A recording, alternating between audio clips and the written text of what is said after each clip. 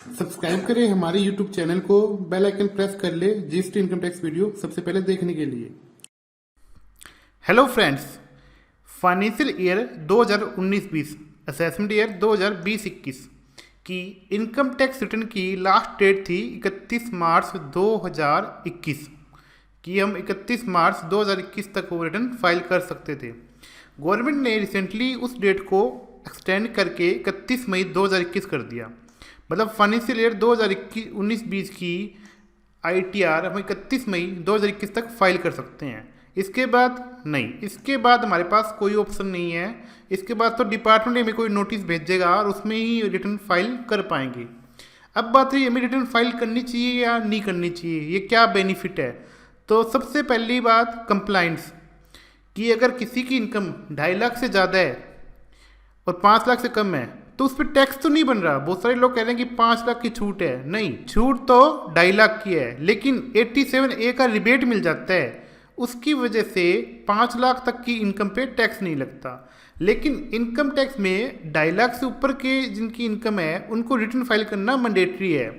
Mean किसी की 4 लाख की इनकम है, वो कह रहा है मेरे पे टैक्स नहीं बन रहा भाई, मैं तो रिटर्न फाइल नहीं करता। नहीं सर, आपको रिटर्न तो फाइल करनी पड़ेगी, लेकिन ये बात अलग है कि आप पे टैक्स नहीं बन रहा। अब बात रही आज के दिन उसे क्या करना चाहिए। अगर 2019-20 की रिटर्न फाइल नहीं की तो आज उसको फाइल करनी चाहिए और 1000 रुपये पेनल्टी लगे वो भर देनी चाहिए। क्योंकि फ्यूचर में अगर गवर्नमेंट हमें कोई लेटर भेजती है तो पेनल्टी भी लगेगी, इंटरेस्ट भी लगेगा, पिनल भी रहेगा। तो बेटर ये रहेगा अगर हमारी इनकम 2.5 लाख से ज़्यादा है तो हमें रिटर्न फाइल करना पड़ेगा, चाहे टैक्स ना बन रहा हो। ये रही कंप्लाइंस की बात। अब रही ITR फाइल करने के बेनिफिट। सबसे पहली बात TDS। हम TDS केवल ITR के थ्रू ही डिपार्टमेंट से क्लेम कर सकते हैं। अगर ITR की डेट चली गई उसके बाद हमारे पास कोई तरीका नहीं है कि हम डिपार्टमेंट से अपना TDS क्लेम कर ले। अब TDS कहीं से डिडक्ट हुआ है तो हमें ITR 31 मई तक का ही टाइम है कि 19-20 की ITR 31 मई तक फाइल कर लें और अपना TDS क्लेम कर लें। सेम बात रही TCS की। जनरली नॉर्मल लाइफ में 10 लाख से ऊपर की गाड़ी पे TCS है। तो जिन लोगों ने 19-20 में 10 लाख से ऊपर की गाड़ी खरीदी है उनका TCS कटा होगा, तो वो लोग भी केवल ITR फाइल करके ही अपना TCS क्लेम कर सकते हैं। तो ऐसे जितने भी लोग हैं तो उनको भी ITR फाइल करके अपना TCS क्लेम कर लेना चाहिए। फर्दर बेनिफिट की बात करें तो आज के दिन credit card, vehicle loan, home loan, personal loan, कोई भी लोन हमें लेना हो तो सबसे फर्स्ट डॉक्यूमेंट रहता है ITR। अगर आपके पास इनकम टैक्स रिटर्न है तो उसके बाद ही नेक्स्ट प्रोसेस स्टार्ट होता है कि लोन हमें कितने का मिलेगा, नहीं मिलेगा, कितने की एलिजिबिलिटी निकलती है, सिविल स्कोर क्या रहता है। लेकिन प्रायोरिटी रहता है कि आपके पास ITR है या नहीं है। अगर ITR है उसके बाद ही बैंक या NBFC या कोई भी ऑर्गेनाइजेशन हमें लोन के लिए सोच सकता है। अगर ITR ही नहीं है तो लोन की बात से हम कर ही नहीं सकते।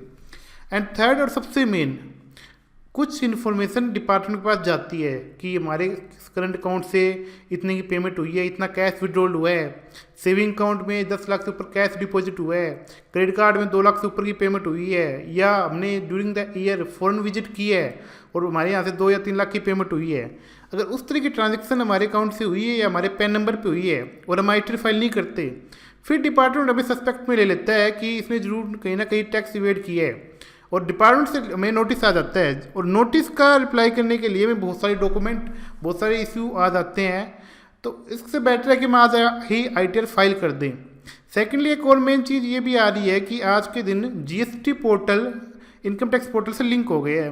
मीन GST में हम जितनी सेल दिखाते हैं वो टोटल सेल हमारी 26AS में आ जाती है। 26AS मीन 26AS में आ जाती है कि हमारी सेल 50 लाख की है और हम ITR फाइल नहीं कर रहे, तो डिपार्टमेंट के साथ सीधी इन्फॉर्मेशन चलेगी कि इनकी 50 लाख से ऊपर की सेल है और ये ITR फाइल नहीं कर रहे, तो इन पे कहीं ना कहीं इनकम टैक्स बनता है। तो इस तरह की चीज़ें भी हो रही है। तो हम बेटर ये है कि हम पहले डिसाइड कर लें कि हमारी इनकम 2.5 लाख से ज़्यादा है तो हमें ITR फाइल करनी है।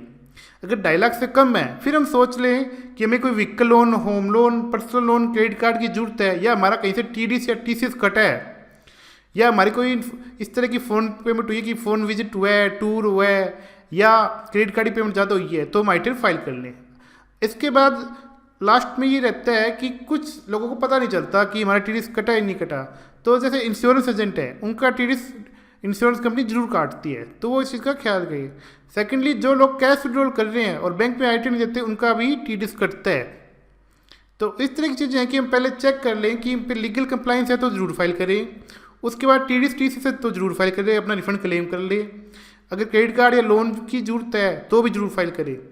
और ये भी नहीं है, कोई इन्फॉर्मेशन नहीं है तो फिर देख ले कि हमें फ्यूचर में कोई बिजनेस करना है तो हम IT जरूर फाइल करें। अगर ऐसा कुछ भी नहीं है तो फिर छोड़ दें। इसी के साथ मैं वीडियो को एंड करूँगा। Thank you for watching the video.